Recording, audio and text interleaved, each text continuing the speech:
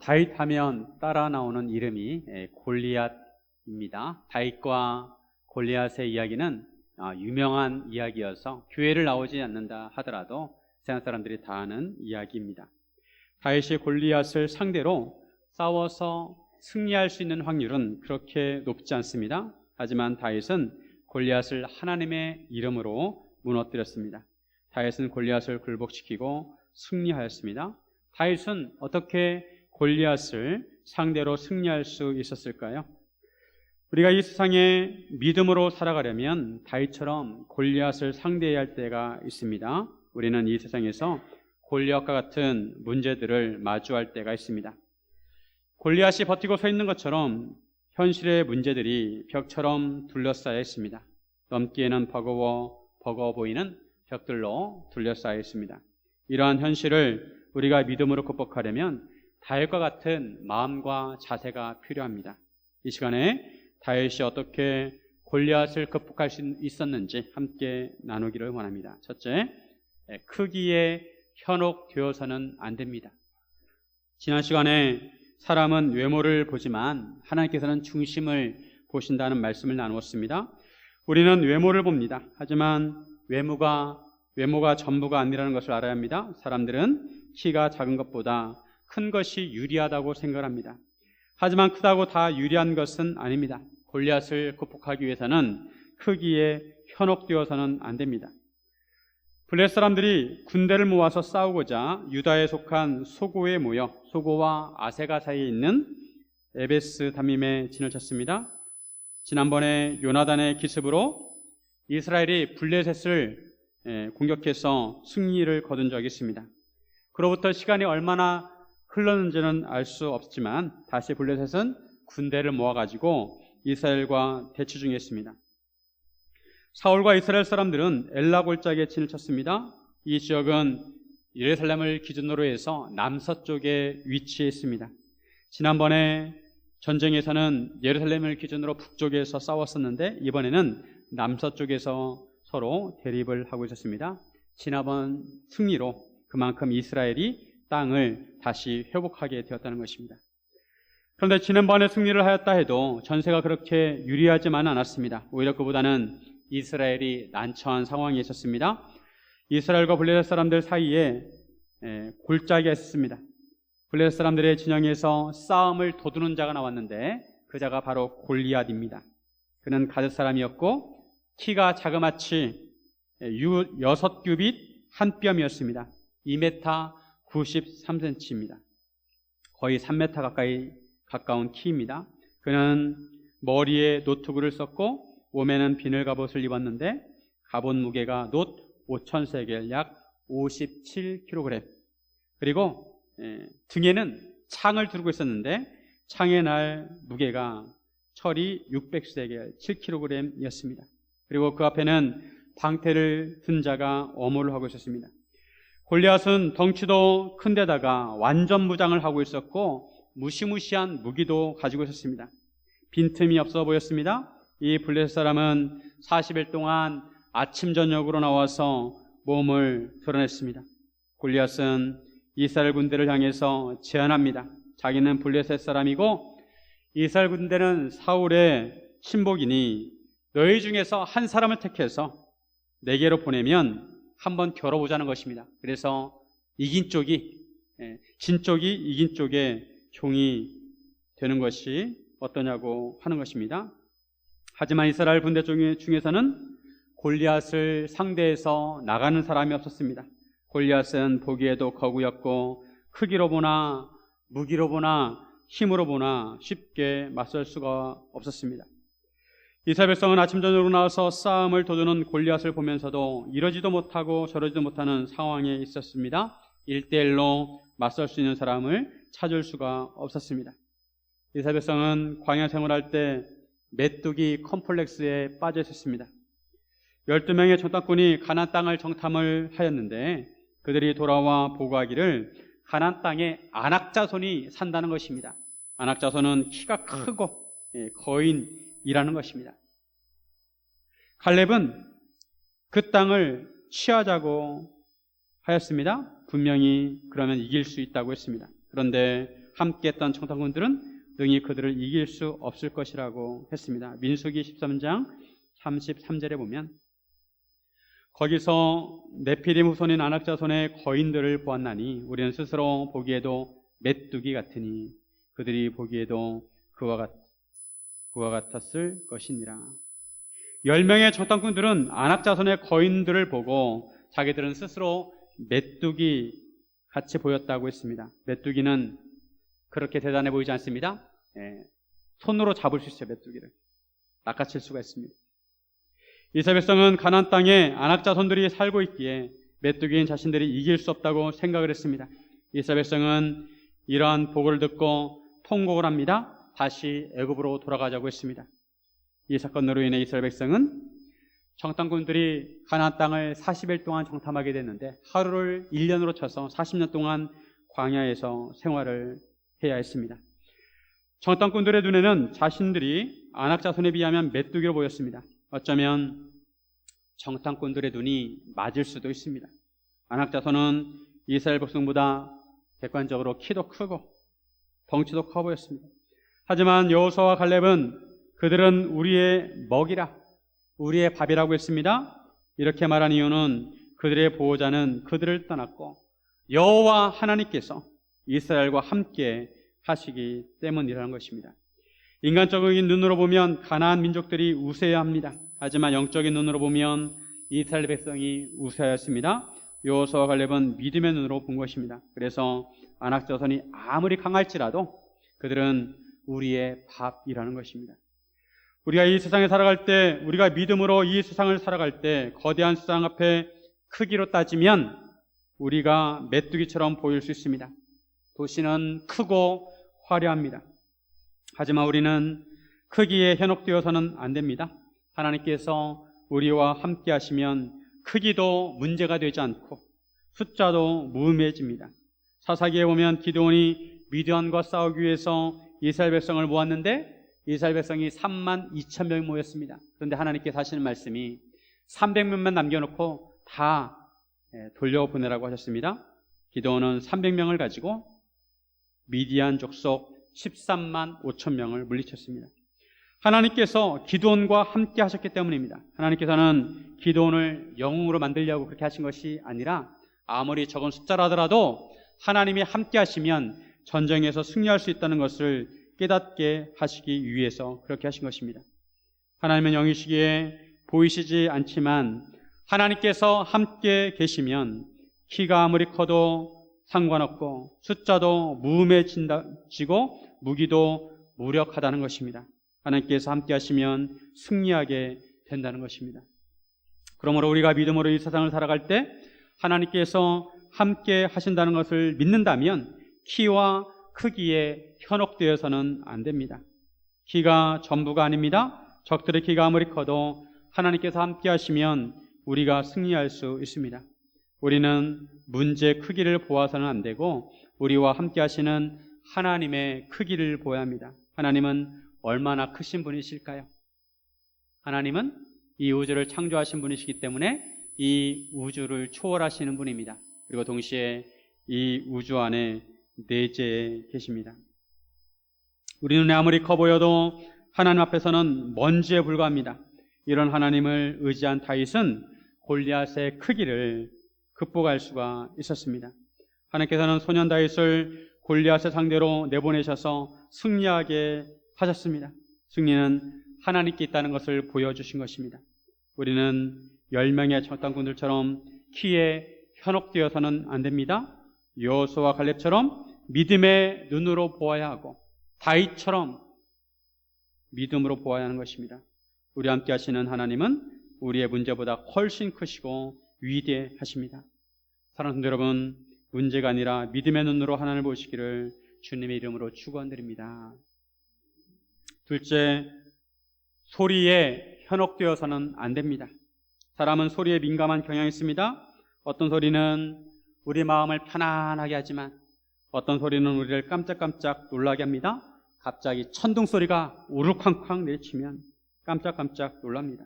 하지만 우리는 소리에 현혹되어서는 안 됩니다.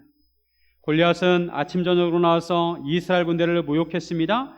사람을 보내어 나와 더불어 싸우게 하라고 고래고래 소리를 질렀습니다. 이때 사울과 온 이스라엘 백성은 골리앗의 목소리를 듣고 놀라고 크게 두려워했습니다. 11절에 보면 사울과 온 이스라엘의 블레셋 사람의 이 말을 듣고 놀라 크게 두려워하니라. 물론 골리앗의 목소리가 크기도 했겠지만 골리앗은 험한 말로 욕을 하고 이스라엘을 모욕했습니다. 전쟁은 군대의 사기가 중요합니다.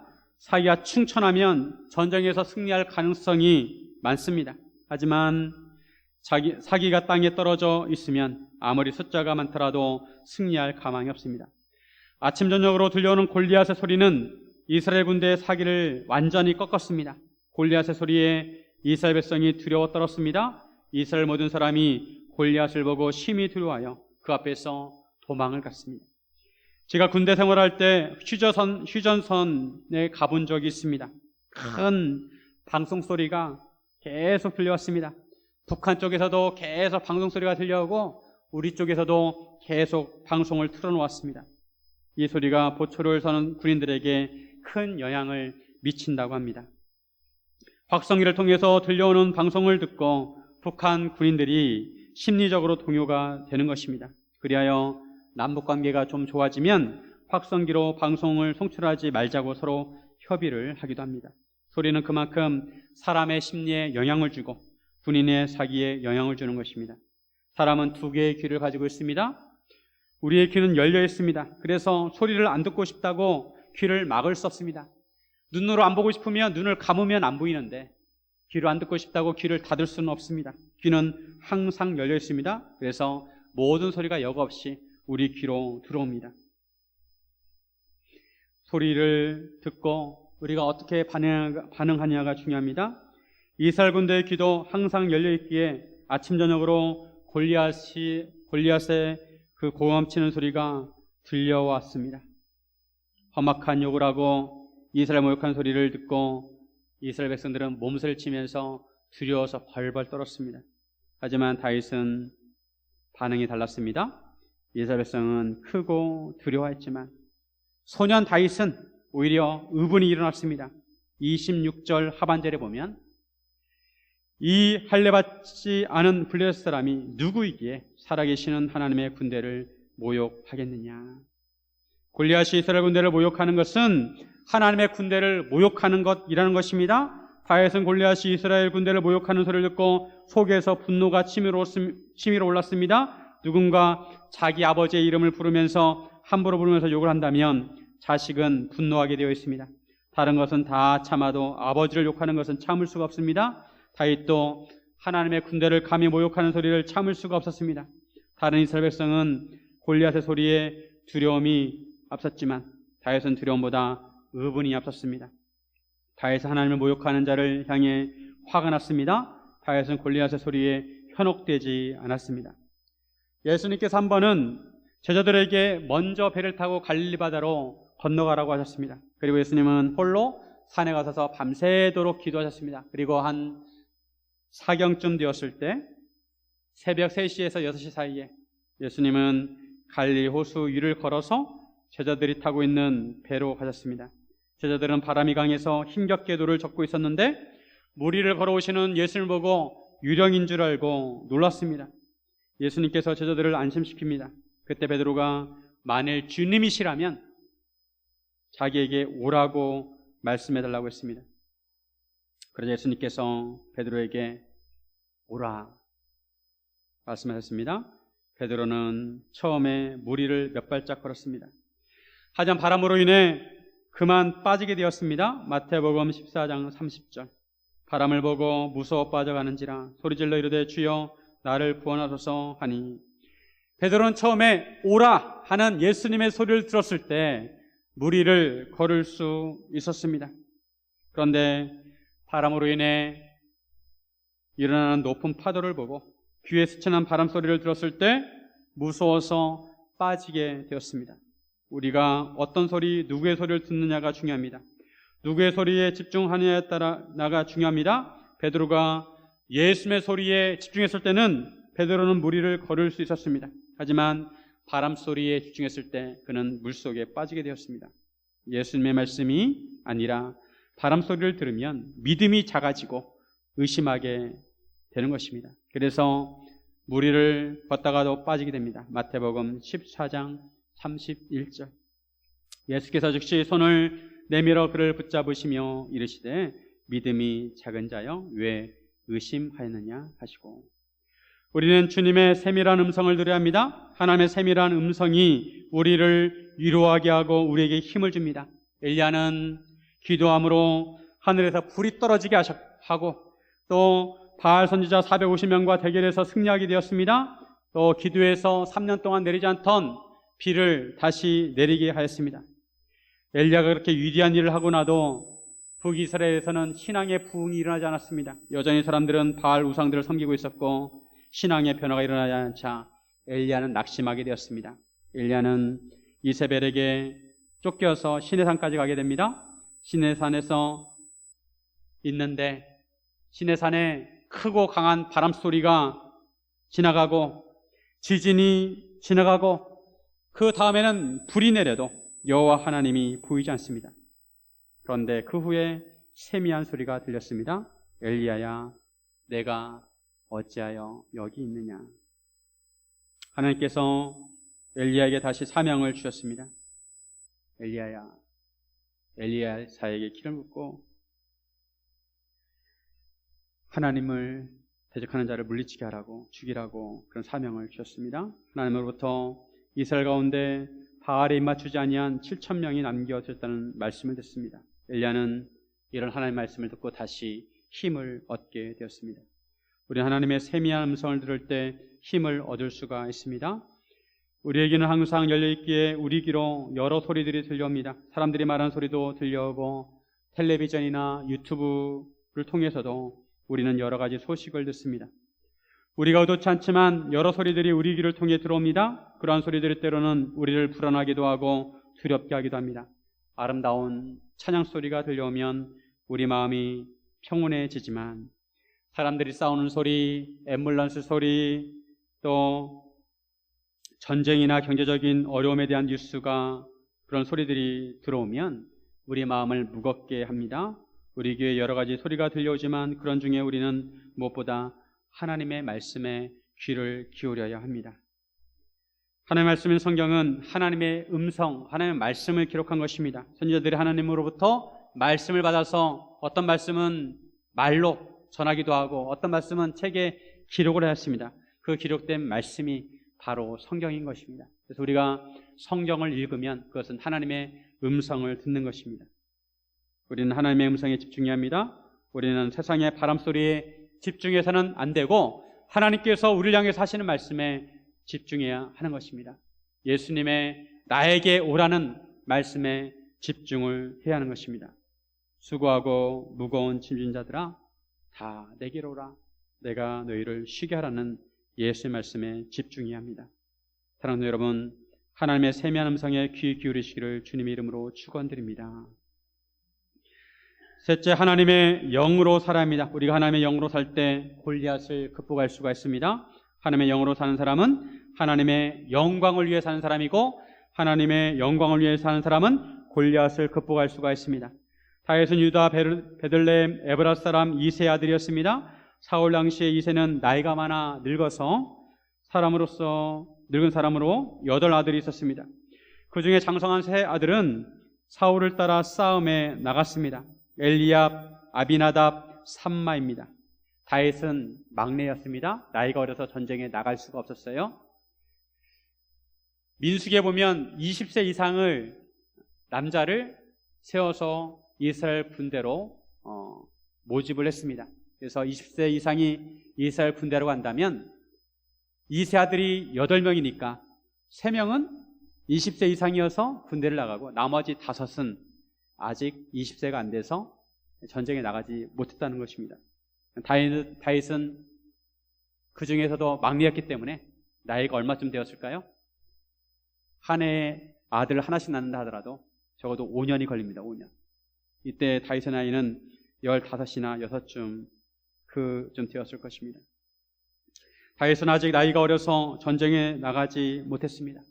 다윗은 베들레헴에서 아버지의 양을 치면서 아버지의 심부름으로 전쟁터를 왔다 갔다 했습니다. 이새가 다윗에게 형들을 위하여 볶음국식 한 에바와 떡 10덩이를 가져다가 형들에게 주라고 합니다. 그 당시에는 전쟁을 하는 사람은 나라로부터 양식을 공급받는 것이 아니라 그 집에서 양식이나 물자를 조달받아야 했습니다. 그리고 이새는 치즈 10덩이를 그들의 천부장에게 주고 형들의 안부를 살피고 증표를 가져오라고 했습니다. 이러한 증표는 나중에 전쟁에 승리해서 전리품을 얻게 되면 그 전리품을 나눌 때 필요했습니다. 다윗이 아침에 일찍 일어나 양을 양지키는 자에게 맡기고 이새가 명령한 대로 이스라엘 진영으로 나갔습니다.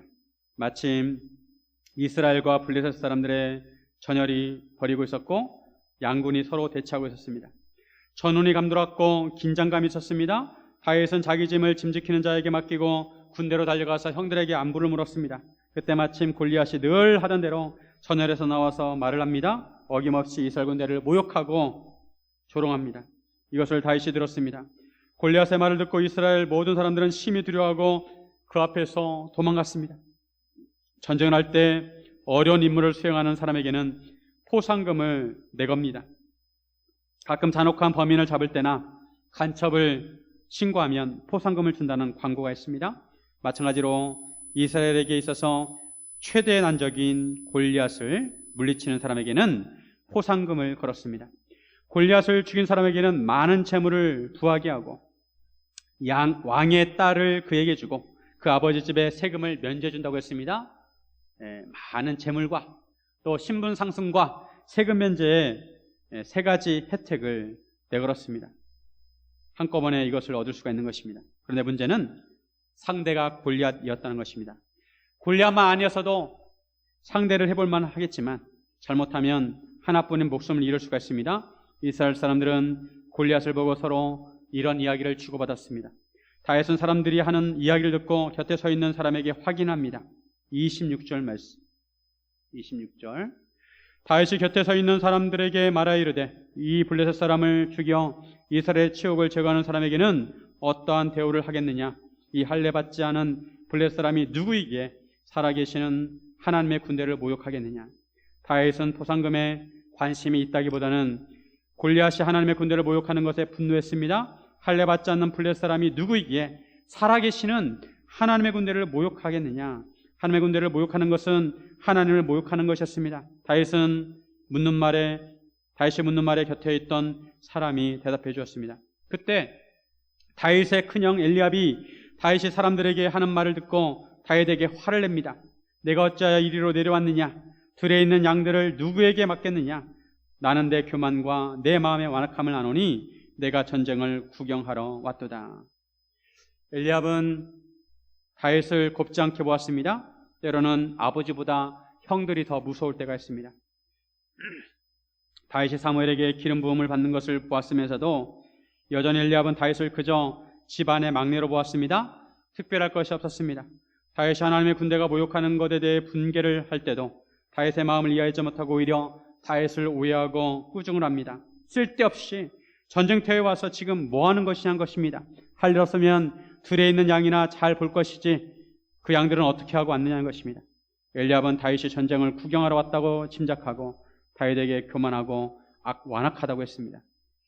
사람들이 흔히 하는 말이 불구경과 전쟁을 구경하는 것이 가장 재미있는 구경이라고 합니다. 불이 난 집과 전쟁을 하는 당사자들은 생명이 왔다 갔다 하지만 그것과 직접적인 연관이 없는 사람들은 불난 집과 전쟁터에 볼거리가 많다는 것입니다. 엘리압도 골리앗으로 인해 두려움에 떨었습니다. 긴장된 상태였습니다. 그런 상태에서 다윗의 말이 거슬렸을 것입니다. 하지만 다윗은 그런 의도가 아니었습니다. 다윗은 하나님을 누구보다도 사랑하였고 경외했습니다. 골리앗이 하나님의 군대를 모욕하는 것을 듣고 참을 수가 없었습니다. 다윗은 다른 이스라엘 사람들처럼 골리앗의 소리에 주눅들지 않았습니다. 그 소리에 두려워하지 않았습니다. 오히려 속에서 무언가 치밀어 올랐습니다. 하늘 모욕하는 소리를 도저히 가만히 듣고 있을 수 없었습니다. 다윗은 엘리압에게 내가 무엇을 하였나이까? 어찌 이유가 없으리까? 라고 했습니다. 제가 무슨 잘못을 했느냐는 것입니다. 말도 못하냐는 것입니다. 자기가 괜히 말한 것이 아니라 자기에게도 다 생각이 있고 그럴 만한 이유가 있다는 것입니다. 다윗은 돌아서서 다른 사람을 향하여 전과 같이 말하였고 백성은 전과 같이 대답을 했습니다. 다윗은 골리앗의 키에 주눅들지 않았고 골리앗의 고함 소리에 두려워하지 않았습니다. 자신의 아내보다 하나님의 영광이 먼저였습니다. 하나님의 이름이 모욕당하는 것을 그대로 넘어갈 수 없었습니다. 앞에서 우리는 다윗이 기름 부음을 받고 여호와의 영에 감동된 것을 살펴보았습니다. 사울도 처음 기름 부음을 받았을 때 여호와의 영에 감동된 적이 있습니다. 암몬 사람 나하스가 길앗 야베스를 공격할 때 길앗 사람들이 언약을 맺자고 제안하자 너희 오른쪽 눈을 빼야 우리가 언약하겠다고 모욕을 주었습니다. 그때 사울도 이 소식을 듣고 여호와의 영에 감동되어서 분노가 크게 일어났고 소를 잡아서 각 지파에 그 소를 보내서 모이게 하였습니다. 그리고 암몬과의 전쟁에서 승리를 한 적이 있습니다. 다윗은 이제 그저 한 소년이 아닙니다. 하나님의 기름 부으심을 받았고 이스라엘 왕이 될 사람이었습니다. 다윗도 여호와의 영에 감동되었기에 이스라엘 군대가 모욕당하는 것에 크게 분노했습니다. 그리고 다윗은 이스라엘 군대를 모욕하는 골리앗과 싸우겠다고 했습니다. 여호와의 영에 감동된 사람은 하나님의 심정을 갖게 됩니다. 하나님의 영에 감동된 사람은 하나님의 영을 따라 살게 되어 있습니다. 하나님의 영을 따라 사는 사람은 하나님의 영광을 위해 살게 됩니다. 다윗은 하나님의 영에 감동되어 하나님의 심정을 갖게 되었고 하나님의 기름 부음을 받은 차기 왕으로서 하나님의 군대가 모욕당하는 것을 가만히 두고 볼 수가 없었습니다. 운동 경기를 할 때 우리 팀이 이기면 신이 나서 열심히 응원합니다. 하지만 우리 팀이 지면 풀이 죽습니다. 그럼에도 어떤 사람은 그래도 자기 팀이 역전할 수 있다고 기를 쓰고 응원을 하는 사람이 있습니다. 그런 사람은 자기 팀에 대해서 진심인 것입니다. 다윗은 하나님에 대해서 진심이었습니다. 다윗은 골리앗의 덩치가 좀 컸지만 하나님에 비하면 아무것도 아니었습니다. 골리앗의 고름 소리가 컸지만 쩌렁쩌렁했지만 사람들의 등골이 오싹하겠지만 다윗에게는 그 또한 문제가 되지 않았습니다. 다윗이 참을 수 없는 것은 하나님의 영광이 가리워지는 것이고 하나님의 군대가 모욕당하는 것이었습니다. 엘리압은 이런 다윗의 모습이 눈에 거슬렸던 것입니다. 그럴 수밖에 없었습니다. 다윗의 생각은 엘리압과 달랐고 다윗의 마음은 엘리압과 달랐습니다. 하나님께서 이런 엘리압에 대해서 내가 이미 그를 버렸다고 말씀하신 적이 있습니다. 하지만 하나님께서 다윗의 마음은 인정하셨고 다윗의 중심을 보셨습니다. 우리가 이 세상에 믿음으로 살아가려고 할 때 다른 사람들의 눈에는 우리의 믿음의 삶이 거추장스럽게 보일 수 있습니다. 현실 감각이 떨어지고 이성적이지 못하고 융통성이 없어 보일 수 있습니다. 지금 다 사람들이 두려워서 몸을 사리고 있는데 조그만한 것이 사람들 사이에 왔다 갔다 하면서 말을 하는 모습이 눈에 거슬려 보였습니다. 엘리압의 눈에는 분명 다윗이 그랬습니다. 마찬가지로 사람들이 믿음으로 살려고 하는 사람들을 비난하고 욕할 수 있습니다. 심지어는 교회를 다닌다고 하면서 믿음이 없는 사람들이 비난할 수 있습니다. 하지만 다윗의 믿음을 이해하지 못한 엘리압은 오히려 영적인 감각이 떨어져 있었습니다. 다윗은 하나님의 영에 감동된 사람입니다. 우리는 현실 감각이 아니라 영적 감각을 가져야 합니다. 영적인 분별력을 가지고 살아야 합니다. 요즘 사회도 어렵고 경제도 어렵고 여러 가지로 혼란스러운 세상입니다. 하지만 우리가 이런 때일수록 하나님의 영으로 인도함을 받아야 합니다. 하나님 믿는 사람은 성령님이 그 사람 안에 내주에 계십니다. 성령님께서 우리 안에 계시고 우리를 인도해 주십니다. 그래서 우리는 육의 생각이 아니라 영의 생각을 해야 합니다. 육신의 생각은 육신을 따르는 자는 육신의 일을, 영을 따르는 자는 영의 일을 생각합니다. 육신의 생각은 사망이요, 영의 생각은 생명과 평안입니다. 하나님의 영으로 인도받는 사람을 하나님의 자녀라고 합니다. 로마서 8장 14절 함께 읽겠습니다. 시작. 무릇 하나님의 영으로 인도함을 받는 사람은 곧 하나님의 아들이라.